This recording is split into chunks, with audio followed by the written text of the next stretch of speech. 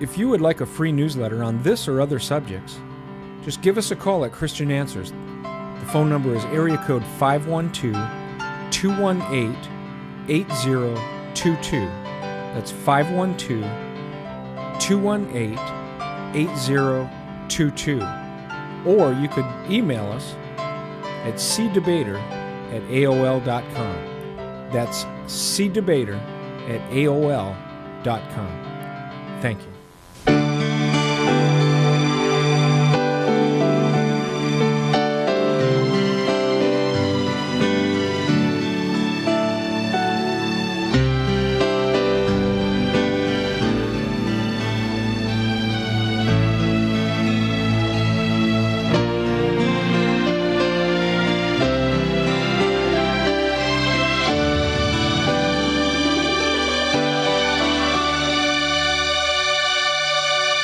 Greetings, and thank you for joining us today. I'm Larry Wessels, your host, and I want to thank you for being here for this special broadcast on the topic Seventh-day Adventism. Now, you normally don't hear much about that topic. I know, because I've been around for quite a few years, and I haven't heard much about it myself, and I thought it was about time that if no one else was going to do it, our program would do it. And so we're here in this very special series covering the topic of Seventh-day Adventism. What do they believe? What do they teach? All the different aspects and ramifications of that particular religion.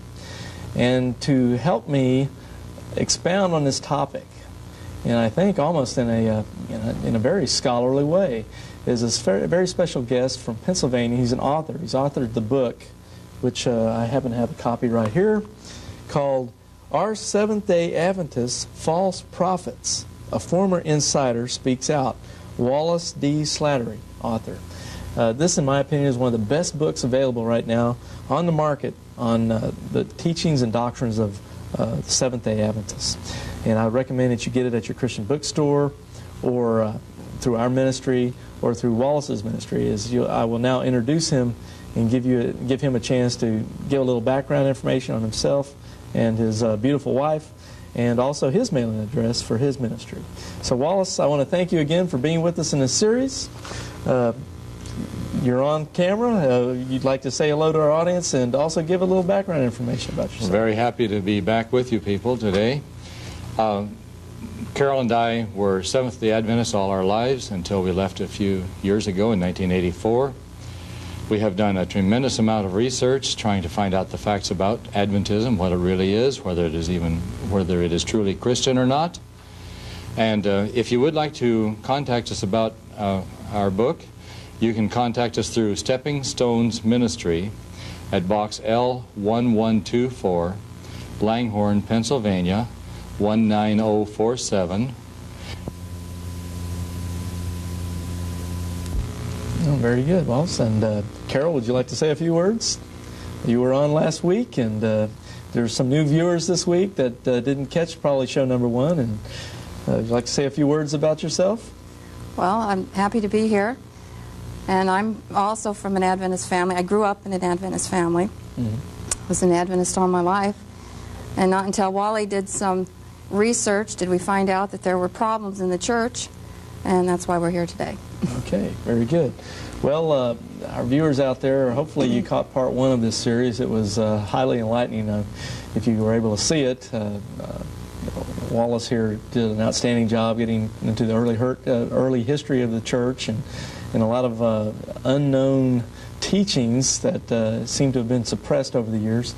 I'll keep you in a little suspense on what those things were and hope that you catch a rerun of that, or maybe contact our ministries to find out more about that particular show. But since there is a limited amount of time, we want to cover as much new material as we possibly can in the time we have available to us. So in this particular show, we won't be covering very much of what we covered previously, and we will continue to move into new territory as we explore together the vast panorama of Seventh-day Adventism, its prophet, and their doctrines and understandings of Scripture. Well, basically what I'd like to do now is turn it over to Wallace for a moment here. to give us just a very brief synopsis, a recap, to kind of bring us back to where we ended last week, so we can pick up there and move on. Wallace, we've got these charts we showed last week. This is just for our new viewers, just briefly. We're not going to get into any kind of detail like we did last time. But if you could explain for our viewers here about the spirit of prophecy, the people here in this picture, and then maybe Hiram Edson down here in the Millerite thing, and then we'll try to get back to where we were from last week. Certainly. This picture is of Ellen White, the founder and, shall we say, the guiding spirit of Seventh-day Adventism, with her husband James White, also very prominent in the early movement of Seventh-day Adventism. Adventism rose out of the Millerite movement of the 1830s and 40s, in which they thought that Christ was coming in 1844. When Christ did not, these early Adventists tried to find another rationale for what it might have happened then, and they decided that Christ had actually entered from a holy place in the heavenly sanctuary, the temple in heaven, to the most holy place. She was the guiding light, often called the spirit of prophecy, normally called the spirit of prophecy by Seventh-day Adventism, until her death in 1915. She's built quite a remarkably strong and great church, which still exists today and is expanding at an incredibly rapid pace.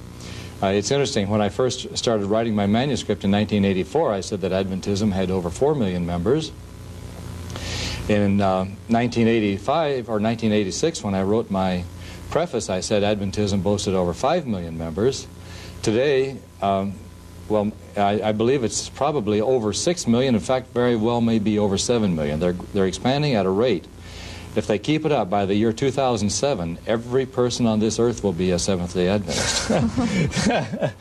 Well, let's hope that extrapolation doesn't work out too well. But, gives you an idea of how they are expanding, however. I would suspect a lot of that expansion is taking place overseas, perhaps. To a large extent. With Russia now opening its doors to They are having religion. thousands of baptisms in Russia at this time. We just received a paper about this. Right. So that's where I would suspect overseas and other countries other than the United States where we're filming this is where people this rapid have expansion. experienced a great loss and they don't know the facts. That's where the people are joining. Well, we found generally anyone that's watched this series for any length of time knows that one of the great advantages of a religious organization or a cult, let's say, particularly a non-Christian cult, is ignorance by the population. A false religious cult can take advantage of ignorance, and that's how they expand their base. And I guess after, 70 years of atheistic communism in Russia, let's say, is that example, with hardly any gospel being preached. There's been a great hunger. Right, so you can't ask for much better ignorance, can you? So a false prophet comes in there and he can sound good as gold. That's what's happening. When no one knows the true word. But anyway, with that said, we won't even bother too much with Hiram Edson here. You gave a great recap on him last time. I want to move into these distinctive teachings of the Seventh-day Adventist Church, and this will get us close back where we were from last program. Last time we were here, we had a chart on some of the teachings that they are known for, and just looking at this chart briefly, we've got they keep the Sabbath day. They have the seventh-day Sabbath. Right, the seventh-day Sabbath. Point two, they have Old Testament dietary laws, and they espouse vegetarianism. We got into in quite some detail last time we did the show, the atonement and the sanctuary doctrine, investigative judgment. We'll get into that probably some more as we move through the programs. You had some fascinating information on Ellen G. White's The Prophetess of Seventh-day Adventists, her ideas of redemption and how to accomplish it. Mind-blowing stuff. And I think that's about where we were when we ran out of time last time. I have a copy of the one of these statements that I gave last time about the lack of a mediator in the last days. Would you like me to put that up? Yeah, why don't you put that up, and then we'll just continue on with the series now from this point. To a Christian, and even to a Seventh-day Adventist, or to most Seventh-day Adventists, this statement is an absolute shocker. Now, this is from Great Controversy. I'm not sure which one is page 425 or this. What is the other one there? 625? 614. 614. But let's take a look at this because it is something else. Trying to locate my the source here. Those who are living upon the earth when the intercession of Christ shall cease in the sanctuary above are to stand in the sight of a holy God without a mediator. Yeah. In other words, Without a Christ mediator. is no longer mediating for you. Their robes must be spotless, their characters must be purified from sin by the blood of sprinkling. Through the grace of God and their own diligent efforts, they must be conquerors in the battle with evil.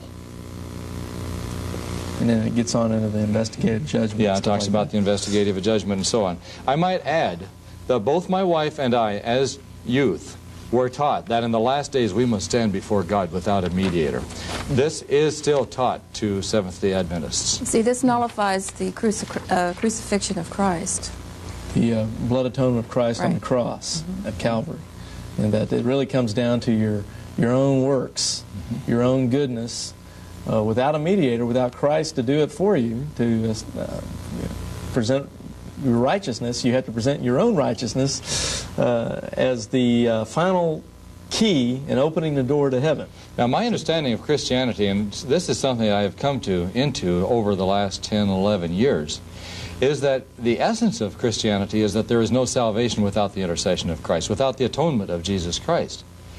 If you are standing there and can stand there on your own without a mediator, what does that do to your concept of Christianity? Where is the Christianity to it? Because the Bible says, believe on the Lord Jesus Christ and thou shalt be saved. Now, wouldn't the Seventh-day Adventist, looking at this stuff, wouldn't he say like, well, yeah, we still believe in Jesus as the intercessor, the mediator, because after all, he had to make it possible for us to get to this point where we're in this investigative judgment or something where now we need to make that last step to get into heaven. But he leaves. But he made it possible for us to get to that point. So see, he's still our Savior in that sense. But he leaves. Wouldn't they when argue you need something him. like that? Oh, yes, they would. Of course, the Bible says our righteousness is as what?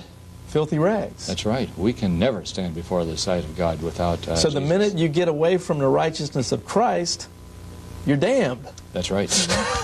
So there's not even a hope. There is no no hope at all. Ellen White was very pessimistic about people, as she made statements such as not in 1 in 20 is ready to be saved.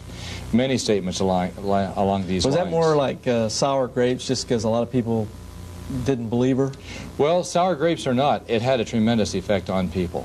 You may be interested in knowing that her own 15-year-old son, who died at that age, welcomed death. I don't know, probably some childhood disease as things were back then. But he welcomed death.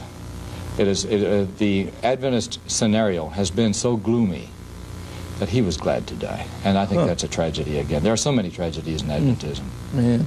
Now, we're talking a lot about Ellen G. White here. I'm sure there's a lot of new viewers that haven't the slightest idea. But I know here on point number 5 now in this chart that we've been going over, we have something called the Divine Mission of Ellen G. White. Now, just for our new viewers and some other people, what is this divine mission of Ellen G. White? That is one that is very interesting for the simple reason that what the Adventists have given to the public and what they are telling their own people are two very different stories. Well, the Adventists will stand there in front of you and say, well, Ellen White is not an addition to the Scriptures. She is not to stand in place of the Scriptures. They say they know how to punch all the right buttons, so to speak. However, to their own people, the statements are very clear and explicit that Ellen White is the infallible interpreter. Now, that makes her an Adventist pope. And I have many statements like this. They seem to be coming out of the woodwork. It seems like in the last few months, or a few weeks even, I've been really working on these statements about Ellen White being the infallible interpreter of the Bible. It is very difficult to get an Adventist to state one way or another whether it is or not. You just practically have to pin them down by the shoulders to the mat before they will admit one way or the other. They want it both ways. They want it both ways. But the statements I have are just incredible. I have a number with me. Let me pull some of these out. These are concerning the divine mission of Ellen G. White and Right. what she has to say. And I know we've got some charts coming up here later in the show that will get into quite some detail on that. Okay, here we are. You've got one that you've got so much documentation. I have so much documentation, that's right. Here's one. An official church publication recently ridiculed the idea that Ellen White is not canonical, as good as the Bible. in addition to the Bible. What publication is that? This is the E.G. White Estate Spirit of Prophecy Day Sermon, May 16, 1981. And D.A. Delafield, who is in the White Estate, or has been in the White Estate. Now, for new viewers, what is the White Estate? The White Estate is that organization that keeps and controls the writings of Ellen White. It is very close to General Conference headquarters near Washington, D.C. So they keep all the original manuscripts, and papers, and things that she wrote. This is another leader in the White Estate, D.A. Delafield, stating, get this one, Mrs. White is canonical as far as doctrinal interpretation authority is concerned. Now, even she's on the same par with the Bible. She's on the same par with the Bible. So if the Bible says it, it's true, and if Ellen G. White says it, it's true. Even the Adventist statement of fundamental doctrines, this is a Seventh-day Adventist book, states that she is ongoing authority. Now, let me hold that up a little higher. Yes, I'll hold it up so you can see it there. And she's the ongoing authority. She is authority. She is ongoing authority. Okay. I have more. They're just all over the place. Now, this is Ron Graybill of the White Estate. Mrs. White seems to argue at points that the visions constituted the final court of hermeneutical appeal. In other words, if you had a question on doctrine, her visions were the final court of appeal. Like the Supreme Court. If you want it settled, she'll settle it for you. That's right. I have others. Listen, well, I had the one here. This is Robert Olson, Secretary of the White Estate. Mrs. White's, now he says Mrs. White's writings are non-canonical, but have the same authority as the messages of ancient prophets whose literary productions did not become part of the scriptures. That's a pretty high one. And if you think this is just something that might have happened in years past, because I have many other statements like this in my book, including some, she is the court of last resort, statements from the 1970s. This is an Adventist Review article that came out in 1991, just a year ago, almost exactly a year ago. Listen to this. This is written by Gary Patterson, Assistant to the President, North American Division of the Seventh-day Adventists. The ministry of Ellen White, whose writings have become a de facto sacred text for the Seventh-day Adventist community. He goes on to state sacred text. And you know, we as Protestants have always said sola scriptura. Right. The Bible only for as far as doctrinal, this sort of thing. The Adventists, and it is mentioned in here, they teach prima scriptura. Prima. The scriptures are primary, but we have to include these other things. I have one more statement here. They are a sacred text of the Seventh-day Adventist Church because the appeal of truth in her works has made her so among our people. Now, this is only a year old. That sounds like she's got a pretty good divine mission for their organization. Yes. Well, she has many statements. There were people who said, well, her letters, because so many times there were real faults that came out in her letters, mistakes made. Right. They said, well, those are just her opinions. And she wrote statements that not one idea or one line has in my writings has come from anything but God. Actually, a lot of it was copied from others, and we mentioned that last time, and we'll mention it again. Yes. Some of the very statements she used to show that she had that it had come straight from God actually were copied from other divine writers of the period. Right. Now this kind of ties in with this next point here about prophecy. Now, what is that? She was called in our opening of the show. We call her the spirit of prophecy. The spirit of prophecy. Now, incidentally, Adventism has even backed off from that. It's interesting. As we used to say up in Nebraska, you chase her down one prairie dog hole and she pops up another. Right.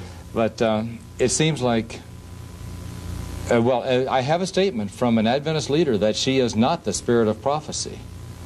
And that is going to stun many Adventists because she has always been called by Adventism the spirit of prophecy. But he says, no, she's not. He says, I believe she had the gift of prophecy, but she is not the spirit of prophecy. In other words, he's saying Adventism is wrong when it calls her that. I got a question here. Why, just looking at this, an average Joe, let's say, why do people believe she's a prophet? Why? Well, why are you just brainwashed growing up as a kid? There's so many people that say they're prophets. Why do these people, who I'd assume are intelligent, good people, they just, they're out there, they got a mind and everything. Why do they suddenly say Ellen G. White's a prophetess and not, let's say, Reverend Moon, who claims to be a messenger of God? Why address that? Well, first of all, she claimed. Right, but so do all these other guys. There are certain tests that she has supposedly passed. So in the minds of Seventh-day Adventists. Well, she passed the test of, see, what are some of the tests? Well, supposedly she led a good life. Well, that's dependent on what you find out in research. I would say so. They also say that she speaks to the law and to the prophets, and therefore, Okay, now y'all were both Seventh-day Adventists for what? How many years were you Seventh-day Adventist? I was from birth until 44, and so you were a Seventh-day Adventist for 44 years. Right. Carol, how many years were you a Seventh-day Adventist? Same amount of years? Same amount. 44. So I've got 88 years of Seventh-day Adventists sitting here with no, me. she's younger than I am, so it isn't quite that many. Well, I mean, I'm just putting the years of the Seventh-day Adventist. Now, putting yourself back in that mindset before you learned all these new things, what convinced you personally? Was it just because you were raised that way? Was that how you just accepted her as a prophet? Well, first you were told what to believe. So, and then the people convincing you would say that she agreed with the Bible. Uh-huh. That was one thing. So you just basically, because you're a kid, you're growing up, you accept what your parents say. Right. I'm just fascinated, how people follow, they just get this idea that this person's a true prophet of God. And since y'all have got experience, I figured that'd be kind of an interesting question. Then you were told that she held a Bible up, a 40-pound Bible. She held it up. So you're given a lot of stories. A lot of stories. Which, as it turns out, in reality, are nothing more than that. Just stories that really weren't true. But you're accepting basically almost a lot of fables, sort of like the Greek did way back there with Zeus. He thought Zeus was up on a mountain. And it just comes down to a lot of almost like blind faith. Not based on any real facts. It's just, you're taking this leap of faith and you just want to believe it because you want to believe it. What they do with the new convert is Ellen White really isn't mentioned to the new convert. What happens is after you join the organization, then they will present you with certain proof texts, certain things she said that do correspond with the Bible. And once you accept those, then you are expected to believe that she is a prophetess of God, and you're going to accept her as such without question from then on. That's the way it's presented there. In other words, you don't know about the controversial parts of it. Right. So, of course, they would be crazy to... it's like the Mormon missionary. He's not going to come up to your door and tell you, oh, I believe Jesus is the spirit brother of the devil, and I'm going to be a god just like all Mormons are going to be gods, and there's millions of gods. He doesn't tell you that. He tells you things that almost anybody could accept at first. And after they get you baptized and get you into their organization, then they start feeding you these more controversial doctrines that it'll be easier for you to swallow them. But if you try to come on with it right up front, they might get the door slammed in their face. And when you're in church, you're just really bombarded with statements that she's made in sermons. You hear about her, so it's just. Now that's an interesting question right there. When you're sitting in the pew. What's a sermon in a Seventh-day Adventist church like? Do they spend a lot of time on Jesus, or do you hear a lot about what Sister White says, or what's the breakdown? What's the percentage? Do you get a lot of Ellen G. White in a sermon in a Seventh-day Adventist church? It depends, again, on the minister. Now, in California, with the right-wing pastor, the very perfectionistic pastor I mentioned previously, basically the sermons were Ellen White sermons. With lots and lots of sanctification. Brethren, we need to do this, brethren, we need to do that, and so on. With some miracles, of course, thrown in. Now, in Pennsylvania, the pastor we had was comparatively gospel-oriented as far as Adventist pastors go, and we used to laugh about this. The first 3/4 of the sermon would be a beautiful gospel sermon with good, straight gospel. But the last 15 minutes, the pastor would be very careful to throw in all the howevers. And these would be all the Ellen White quotes and so forth that basically negated everything the man had said up to that point. Oh, yeah. So the man knew the gospel, but at the same time, he knew enough to take care of his own job. I see. So just to keep his own job, he has to compromise the gospel. Oh, yes, he did. Amazing thing. So getting back to our chart then, that was just some fascinating questions. It kind of spurred in my mind there as we were talking. But we've got these other doctrines. Did you have anything more you want to say on prophecy, or should we go on to the soul sleep thing? I would like to mention some things about prophecy that I think are very relevant, and that is that Adventism is very strongly opposed to what it calls apostate Protestantism, which basically means all the other Protestant organizations. But they do accept Roman Catholicism. Oh, no. And they're very strongly opposed to Roman Catholicism, although many of its doctrines are rather similar, or some of its doctrines are quite similar to Catholicism, as opposed to the Protestantism it so strongly opposes. And they also like to make a big thing of spiritualism. Their scenario for the last days are that Protestantism, Catholicism, and spiritualism will join hands and will rule the world. At that time, these combined organizations, and by the way, with the great physical help of the United States, which is also going to be running the world. At this time, they will unite in forcing a Sunday law upon the world, forcing everybody to not merely to abstain from work on Sunday, but to worship on Sunday. It's sort of like a universal blue law. Sort of but much more so. It'll be a law forcing everybody to worship on that day, not merely not buying cars or alcohol. This sort of sounds like something Ellen G. White might have said. It's exactly what she said. And there's, at that time, almost like she's closes. The brain, and any kind of strange thing you hear coming out of the Seventh-day Adventists, it almost can be traced back to what Ellen G. White said. It does. Somewhere Incidentally, much of this, however, came from the theological suppositions of some of the other leaders. She copied their theological suppositions as coming from her visions, and that has been documented. Mm-hmm. So it's not really all hers, although she makes it sound as if it is. Right. In those last days, then, there will be great persecution of what is left of Seventh-day Adventism.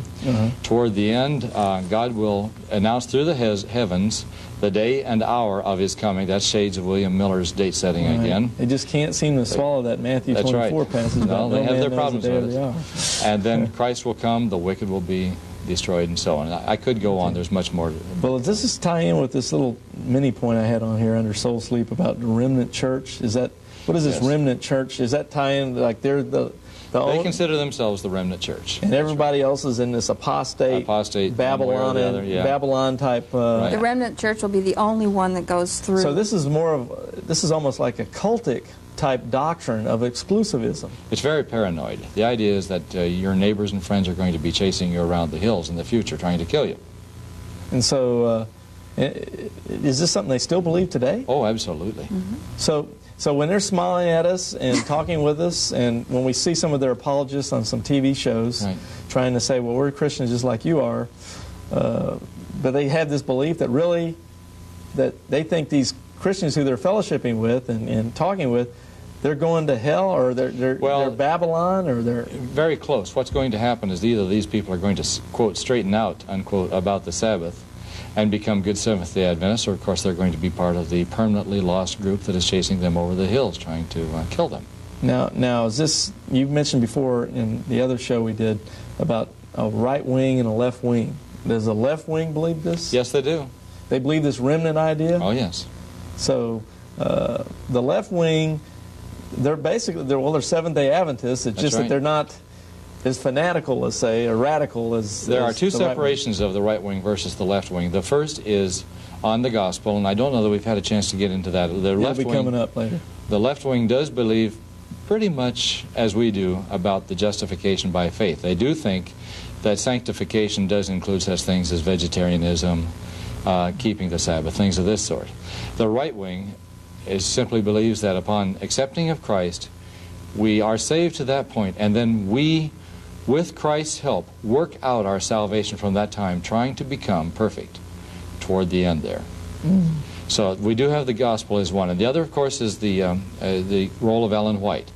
The right wing actually uses her materials more than they do use the Bible.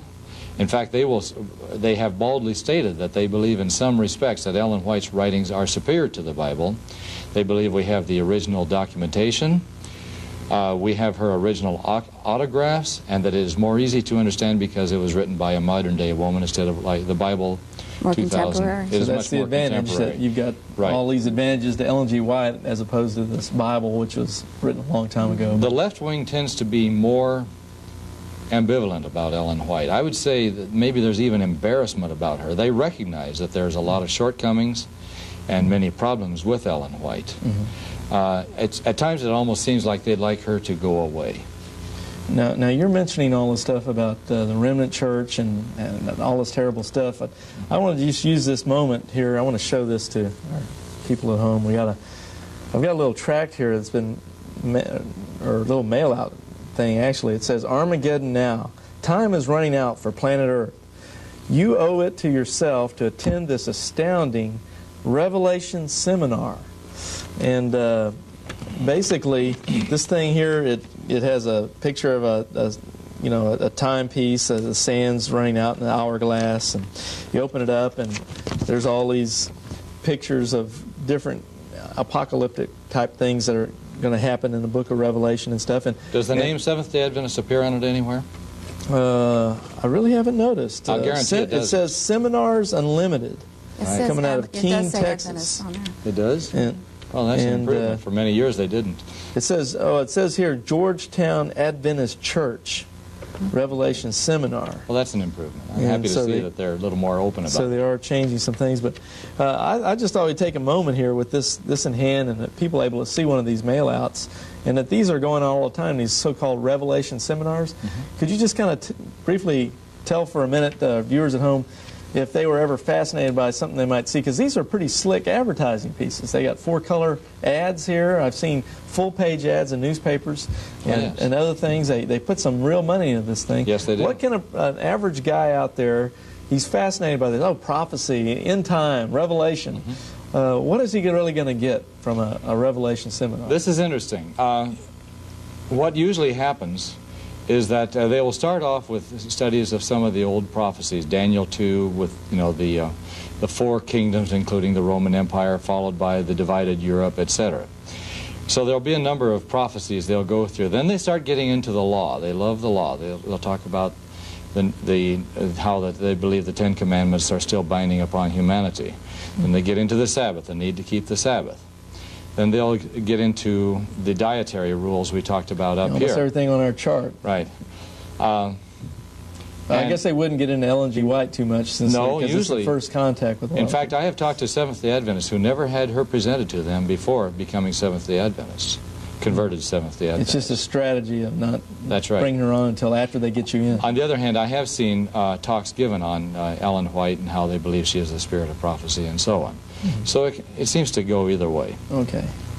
So basically, are they going to get a good sound biblical exposition of the book of Revelation on end-time prophecy? Oh, well, they'll certainly get a good sound exposition on the Seventh-day Adventist view of the book of Revelation. Okay. Right. They are very apocalyptic in their viewpoint. Right. And from what I understand, they really, in their interpretation of Revelation, they have something called historicism, basically applying like the French Revolution to a passage of Revelation. That's a good question. You know, I'd like to ask that right now of a Seventh-day Adventist. The Adventist literature is full of discussion on the French Revolution. That's fine. But where is the discussion on the great communist revolution that makes the French Revolution look like an anthill?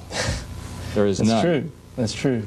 And That is all a 19th century apocalyptic schema. Right, right. And I've noticed from my studies in the Jehovah's Witnesses that Charles Taz Russell, the founder of Jehovah's Witnesses, he came up with his own exposition of the book of Revelation.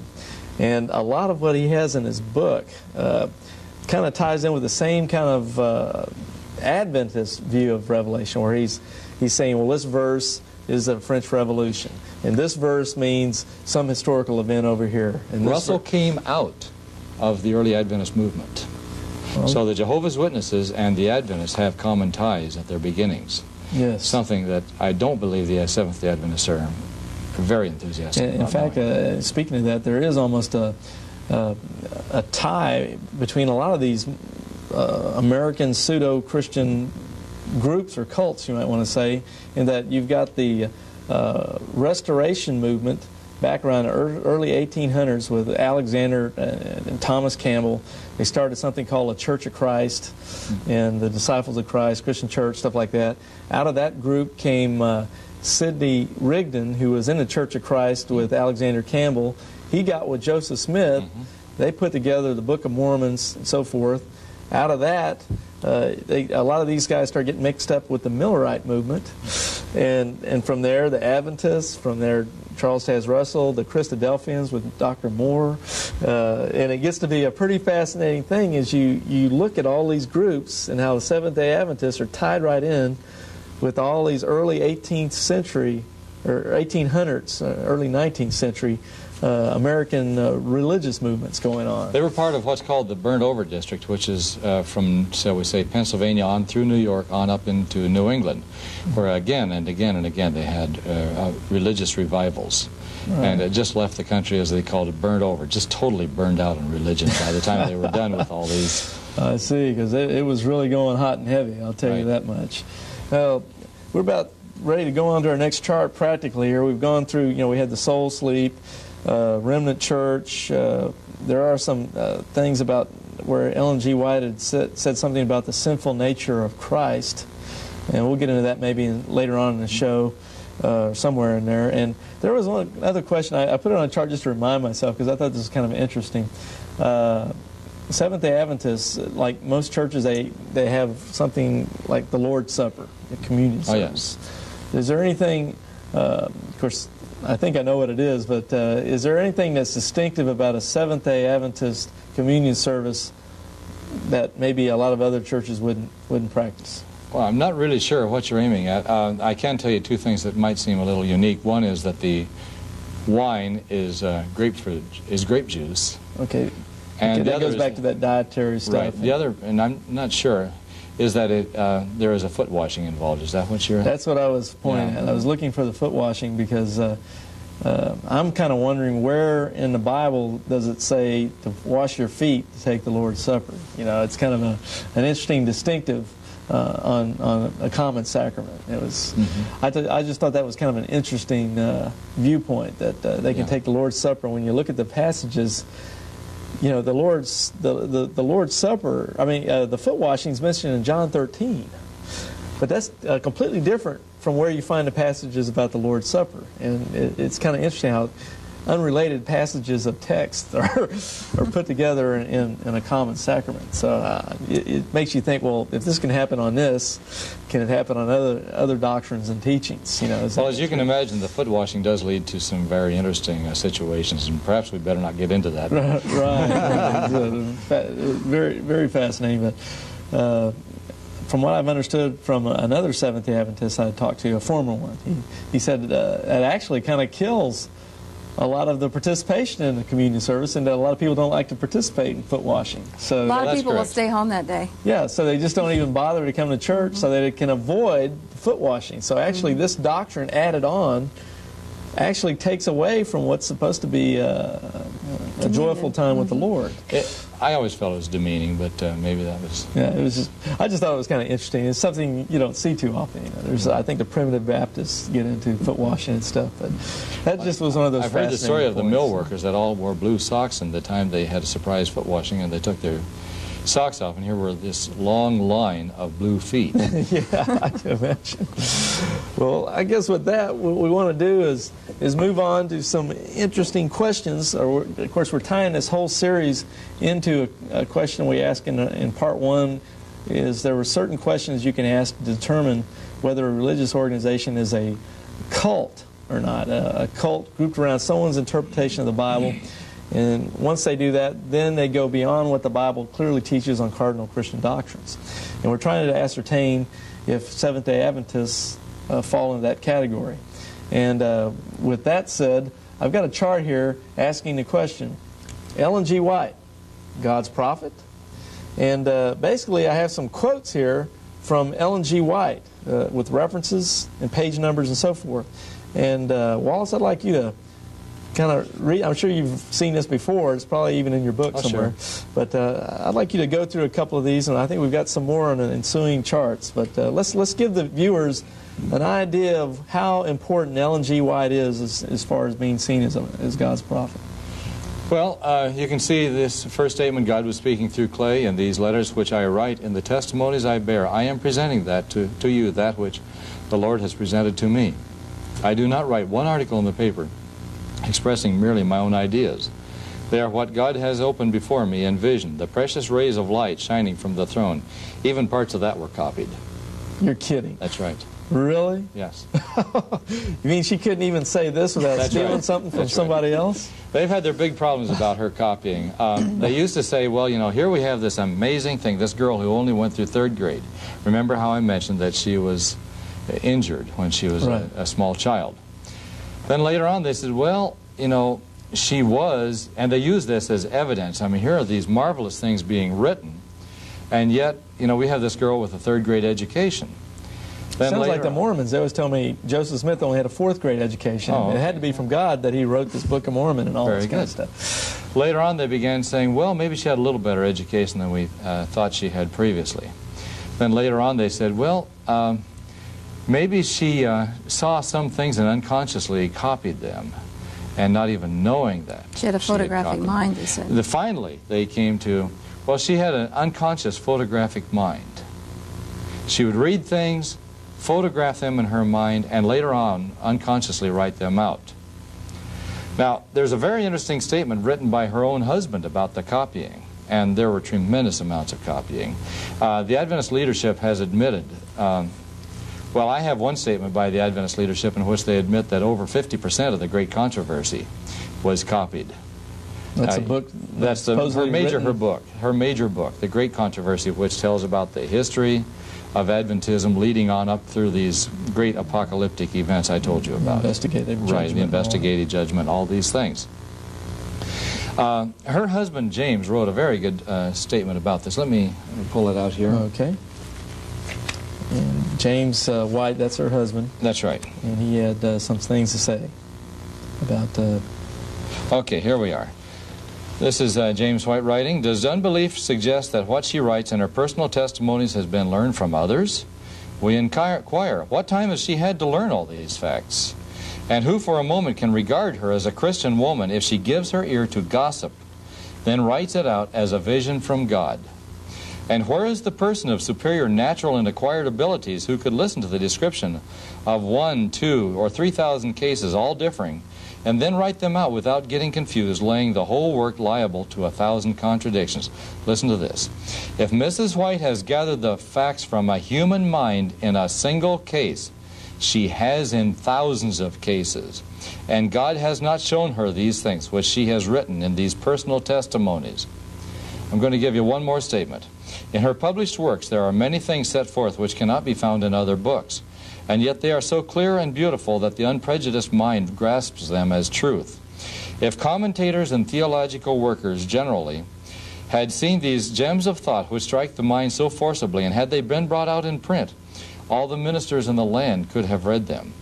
These men gather thoughts from books, and as Mrs. White has written and spoken 100 things as truthful as they are beautiful and harmonious, which cannot be found in the writings of others. They are new to the most intelligent readers and hearers, and if they're not to be found in print and are not brought out in sermons from the pulpit, where did Mrs. White find them?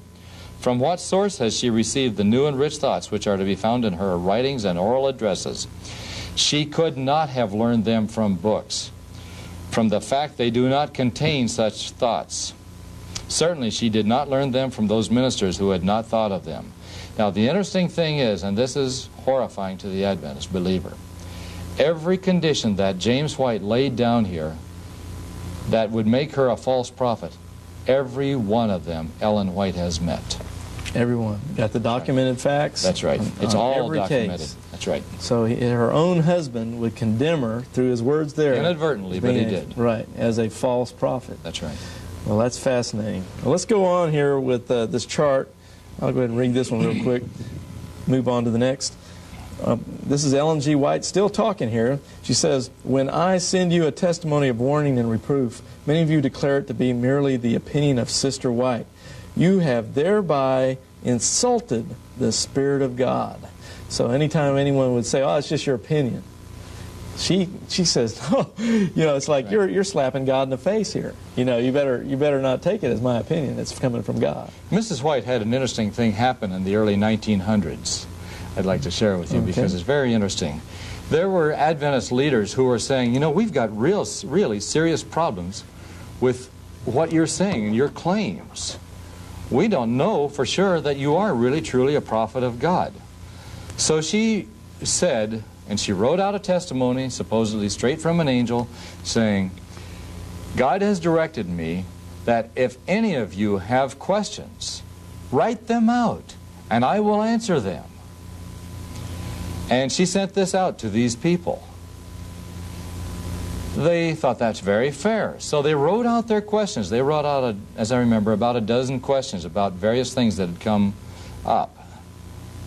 She took these questions. A few weeks later, she sent out another testimony. The angel of the Lord came to me in a vision in the night and said, don't answer these questions. God changed his mind. Whoa, you have the document? Yes, I do. I don't. Now that'd be hard for some people to believe. I don't think I have it right here, but I have it, and I can produce it to you in a little bit. Oh man, that's incredible. I mean, that's right in the... I have it. Oh, you've got it. Yes, I just thought of it. Oh, okay. Hold on. What is this? This is a very interesting little article. Okay. Okay, the first was a testimony.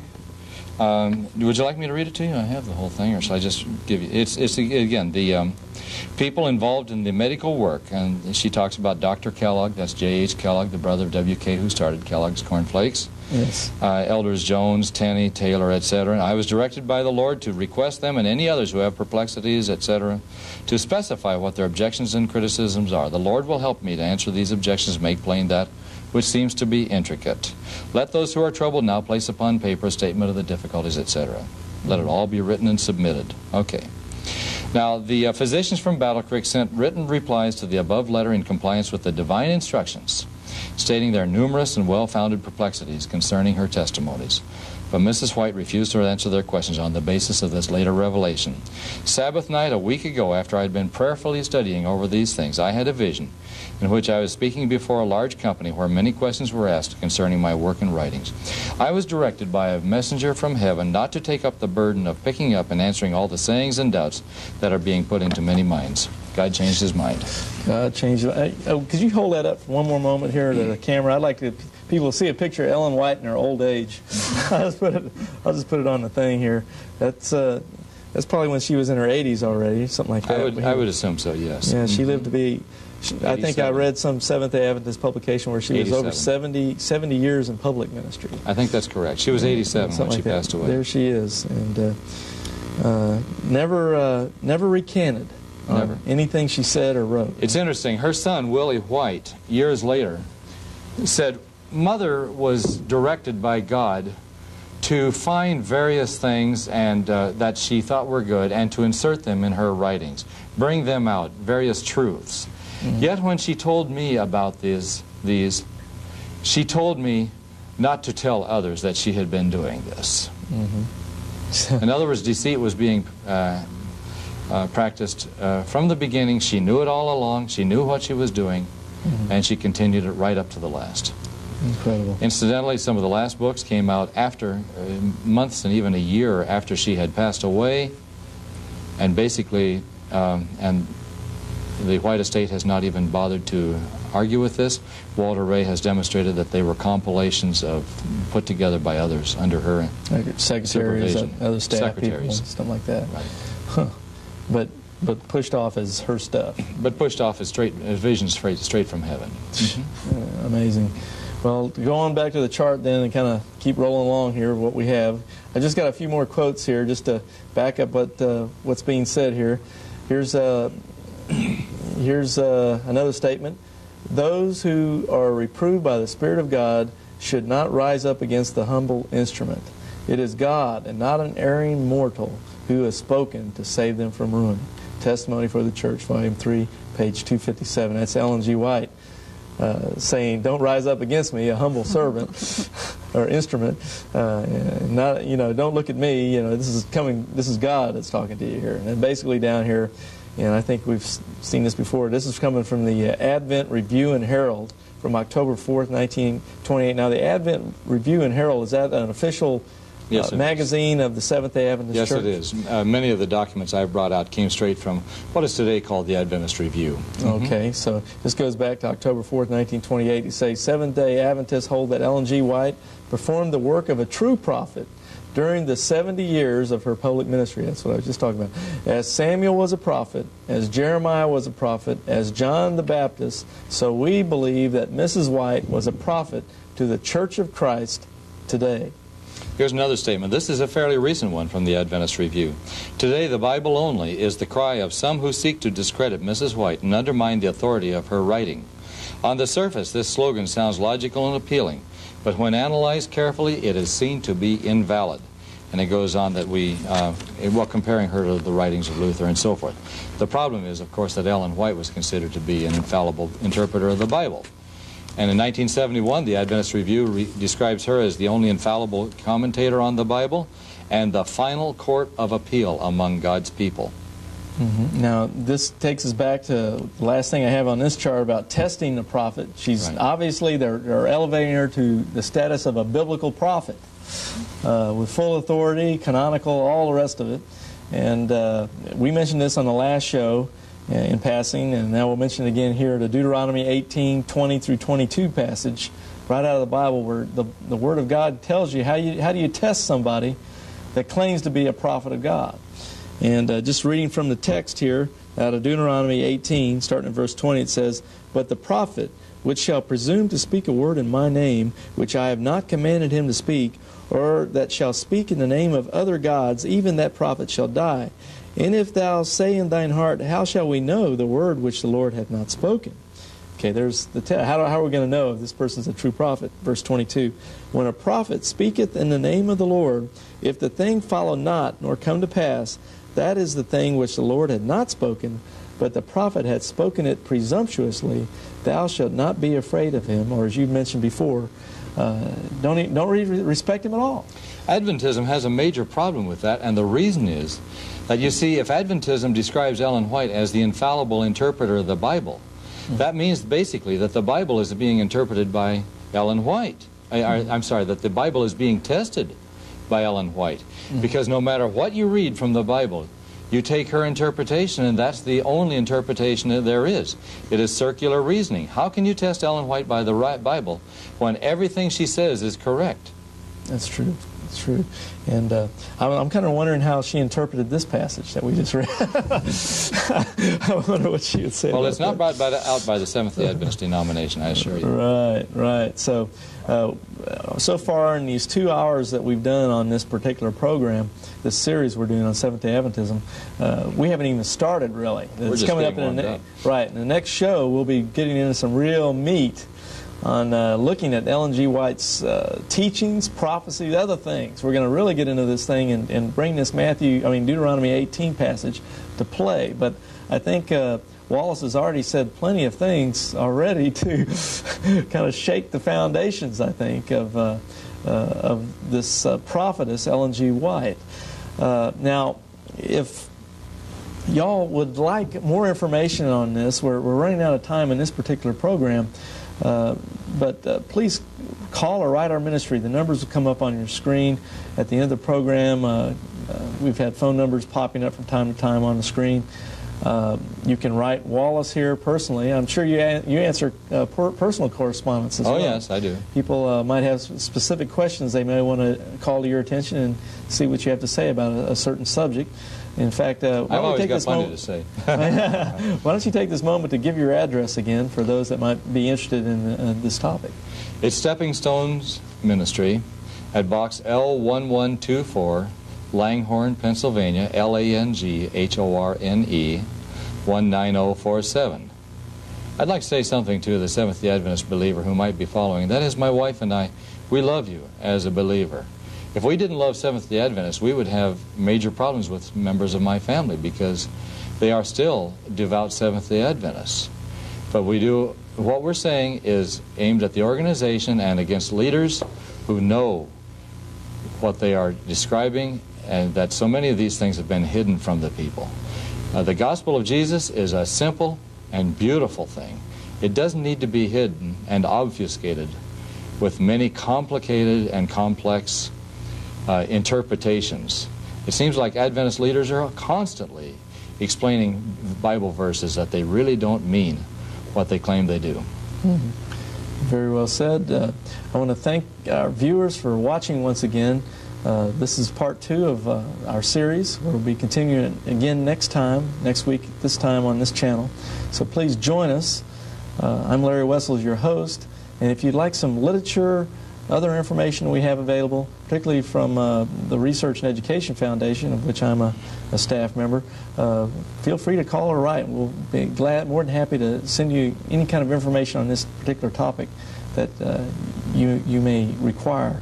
We're trying to be open and upfront. We're not trying to espouse any hate towards anybody. The key here is truth, biblical truth. If we really hated Seventh-day Adventism, I doubt that, or Adventists, I doubt we'd even bother doing these shows. Because right. Let them just believe what they want to believe, and if they end up in hell, that's their own problem, you know. But we love you, and we want to make that point clear. Well, God bless you. Thank you for joining us, and tune in again next time. God bless. Bye-bye.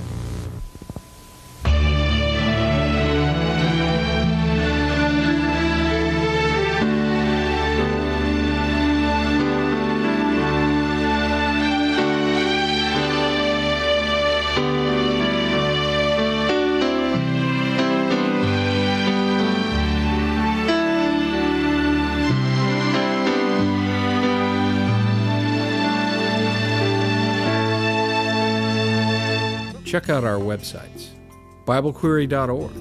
This site answers 7,700 Bible questions. HistoryCart.com. This site reveals early church history and doctrine, proving Roman Catholicism is not historically or doctrinally viable. MuslimHope.com. This site is a classic refutation of Islam, a counterfeit religion created by Muhammad. Free newsletters are also available.